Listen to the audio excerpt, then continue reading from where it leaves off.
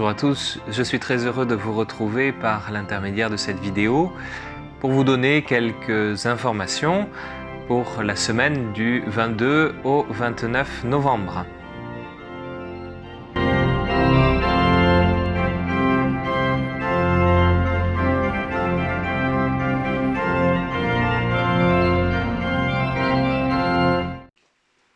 Bonjour, quelques mots pour la fête du Christ-Roi que nous célébrerons dimanche prochain, 22 novembre, à partir du chapitre 25 de l'évangile de Saint Matthieu, la parabole du jugement dernier. En ce dernier dimanche de l'année liturgique, l'Église nous invite à célébrer le Christ comme le roi de l'univers. La mission d'amour du Christ, que le Père a établi héritier de toutes choses, c'est de partager avec nous son héritage. Recevez un héritage, le royaume préparé pour vous depuis la fondation du monde.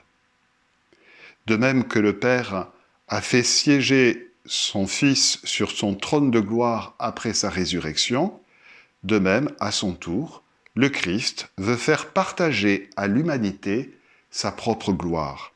Je lui donnerai de siéger avec moi sur mon trône, lit-on dans le livre de l'Apocalypse. Ce dimanche, nous louons donc le Christ, par qui nous sommes devenus héritiers du royaume, appelés à partager l'amour de Dieu. En réalité, le royaume de Dieu est déjà au milieu de nous, parce que Dieu est présent à chaque instant de notre vie, et que partout où sa parole est accueillie avec humilité et foi, quelque chose de son royaume est déjà parmi nous. Mais cet accès au royaume serait-il automatique? Une condition, une seule, est requise et l'Évangile l'explicite. C'est la conversion de nos cœurs et de nos pratiques. Les justes, invités à entrer dans l'amour divin, dans la vie éternelle, seront ceux qui auront agi avec générosité envers ceux qui ont faim, soif, qui sont nus, malades, étrangers, prisonniers. Autrement dit, ceux qui auront servi leurs frères et de manière particulière les plus petits, les plus faibles. La parabole du jugement dernier nous enseigne qu'à travers le service de nos semblables, c'est Dieu lui-même que nous servons. S'ouvrir aux frères, c'est mystérieusement s'ouvrir à Dieu lui-même. Même si parfois nous n'en avons pas conscience. Seigneur, quand est-ce que nous t'avons vu? Quand sommes-nous venus jusqu'à toi? Tout ce qui s'accomplit de fraternel sur cette terre dit quelque chose du royaume de Dieu qui n'est qu'amour. Se désoler du mal que nous voyons et de celui dont nous entendons parler chaque jour dans les médias pourrait nous aveugler. Mais les solidarités vraies existent. Par exemple au Secours catholique, par exemple à la Société Saint-Vincent de Paul, par exemple plus largement à travers tous ceux qui se mettent au service de la mission des pauvres, des malades. Et nous? Eh bien, hâtons-nous. Aujourd'hui même, soyons un peu plus attentifs à nos frères. Il y a cette personne seule en EHPAD, ce SDF à ma porte, cette famille en difficulté dans ma rue. Ils sont aimés de Dieu. Laissons parler notre cœur, laissons parler notre foi. Agissons au nom du Christ. Témoignons par nos actes de celui qui nous fait vivre. Prolongeons en ce monde en souffrance l'œuvre d'amour qui témoigne de notre filiation, nous qui sommes appelés les bénis de Dieu, ses héritiers dans le Christ, notre roi. Bien, à la conférence Saint-Vincent de Paul d'Albi, par ces temps compliqués, notre activité est évidemment un petit peu perturbée, voire réduite, voire complètement supprimée pour certaines activités, par exemple nos réunions de conférences, puisque c'est comme ça qu'on appelle les groupes locaux de la Société Saint-Vincent de Paul. Bon, néanmoins, il y a des activités qui continuent. Les visites aux personnes isolées c'est limité puisqu'évidemment en maison de retraite c'est difficile de rentrer et chez certaines personnes très âgées on évite d'aller. D'autres activités continuent quasi normalement, c'est l'aide aux devoirs par exemple, et puis aussi l'épicerie sociale qu'on fait fonctionner avec nos amis de la Croix-Rouge et du Secours catholique. Ça fonctionne suivant un mode un peu différent du mode habituel, puisque c'est en mode drive, pour utiliser des mots modernes, mais 3 fois par semaine, il y a au moins 60 familles qui viennent récupérer de la nourriture, et en ces temps difficiles, c'est important. Et à ce propos-là, je ne peux que vous encourager, si vous avez l'occasion d'aller faire vos courses le vendredi 27 et le samedi 28 novembre, de donner à la collecte de la banque alimentaire, qui va être évidemment un petit peu compliqué cette année à cause des mesures sanitaires, mais c'est d'autant plus important parce qu'il y a beaucoup de demandes. Donc si vous pouvez donner, ce sera bien utilisé. Vous savez que la banque alimentaire est le fournisseur d'un certain nombre d'associations caritatives, dont la nôtre, donc l'épicerie sociale de l'Albigeois, mais aussi de bien d'autres. L'an dernier, la collecte a permis de recueillir une centaine de tonnes de nourriture sur le département. On n'atteindra probablement pas ce chiffre-là, mais si on pouvait s'en approcher, ce serait formidable. Et puis il y a une autre activité qui est plus spécifique à la conférence d'Albi de Saint-Vincent-de-Paul et qui continue normalement, peut-être même un peu plus que d'habitude, c'est la récupération et la redistribution de mobilier. Juste à titre d'exemple, ce matin, il y a une assistante sociale qui m'a appelé parce qu'une jeune fille qui avait trouvé un premier emploi dans une chaîne de restauration rapide, évidemment a perdu son emploi à cause de la fermeture du restaurant. Elle vit dans une petite pièce dans des conditions très précaires. En clair, elle a un matelas pour dormir par terre et puis c'est tout. Et donc on va aller lui porter une table, quelques chaises, une armoire, etc. Donc là aussi, je me permets de faire un appel. Si vous avez du mobilier de première nécessité, des tables, des chaises, des lits, de petits meubles de rangement, de petites armoires, faites-nous signe, on viendra les enlever chez vous et on les redistribuera, ils seront bien utilisés. Voilà un peu l'avis de la conférence Saint-Vincent-de-Paul en ces temps de confinement.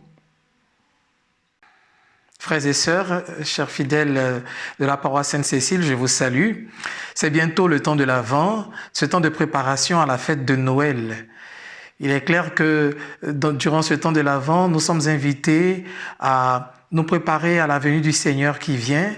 Et vous ne serez pas en reste parce que nous avons prévu des temps de prière, des temps de louange pour préparer cette fête de Noël.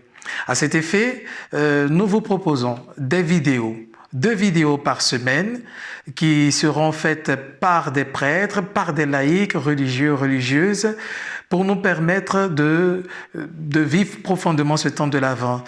Et en plus de cela, nous avons une veillée du côté de Saint-Martin. L'année dernière, avec le Père Gabriel, il a été initié un temps de prière au moment des temps forts. Alors, pour ce temps de l'Avent, la veillée aura lieu le mercredi 9 décembre et ce sera à partir de 20h30. Vous pouvez suivre sur le lien YouTube de la paroisse, vous pouvez suivre cette veillée. Cette veillée aura une durée d'environ 30 minutes et elle sera aussi diffusée le dimanche d'après, le dimanche 13 décembre, cette fois-ci à l'intérieur de la chapelle Saint-Martin pour ceux qui viendront pour la prière. Elle sera diffusée en boucle pour que nous puissions vraiment vivre ce temps de l'Avent, nous préparer à la venue du Seigneur. Alors, je vous souhaite un bon temps de l'Avent et que la grâce, la paix, la joie du Seigneur soient toujours dans vos cœurs. Bonjour à tous. La paroisse a choisi cette année comme thème pastoral l'écologie intégrale. Nous proposerons différentes initiatives abordant les différents aspects de cette écologie intégrale au cours de l'année. Et pour commencer, nous vous invitons à participer à un concours d'œuvres montrant la beauté de la création. Il s'agira, à travers un dessin ou une peinture que vous réaliserez, à travers un poème que vous composerez ou une photo que vous pourrez faire, d'exprimer toute la beauté de la création et dans laquelle se reflète la beauté du Créateur. Ce concours est ouvert à tous, les petits et les grands. Votre œuvre pourra être individuelle ou collective et vous pourrez la réaliser en famille ou au sein de votre groupe de catéchisme. Nous vous demandons de faire parvenir ensuite votre œuvre au presbytère Sainte-Cécile au plus tard le 19 décembre. Puis toutes vos œuvres seront exposées dans la salle du Pinier au mois de janvier. Il y aura bien sûr un jury composé de paroissiens qui décernera un prix au meilleur contributeur. Nous vous remercions pour votre participation. À l'occasion de l'entrée dans le temps de l'Avent, des veillées de prière pour la vie naissante sont organisées dans les paroisses du monde entier. Cette initiative du pape émérite Benoît XVI permet chaque année, depuis novembre 2010, de porter particulièrement dans la prière tous les défis liés à l'accueil de la vie, et plus particulièrement de la vie à naître. Alors nous vivrons cette veillée cette année en direct depuis la cathédrale Sainte-Cécile, donc le samedi soir, la veille du premier dimanche de l'Avent.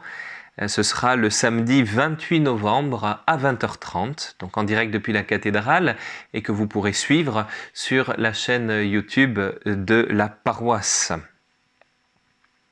Je vous rappelle enfin toutes les permanences de prêtres qui sont organisées dans plusieurs églises de la paroisse pour vous accueillir, échanger avec vous, vous donner le sacrement de la réconciliation, la Sainte Communion. Attention cependant, la permanence à Marsac va changer, ne sera plus le vendredi matin, mais le dimanche après-midi de 15h à 16h pour permettre au plus grand nombre de pouvoir y participer. Voilà, je vous souhaite à tous une très bonne semaine. Prenez soin de vous, de ceux qui vous entourent. Restons unis dans la foi, la confiance, l'attention les uns envers les autres. Et puis dans l'espérance de tous nous retrouver bientôt pour célébrer ensemble le Christ qui se donne à nous. Très bientôt.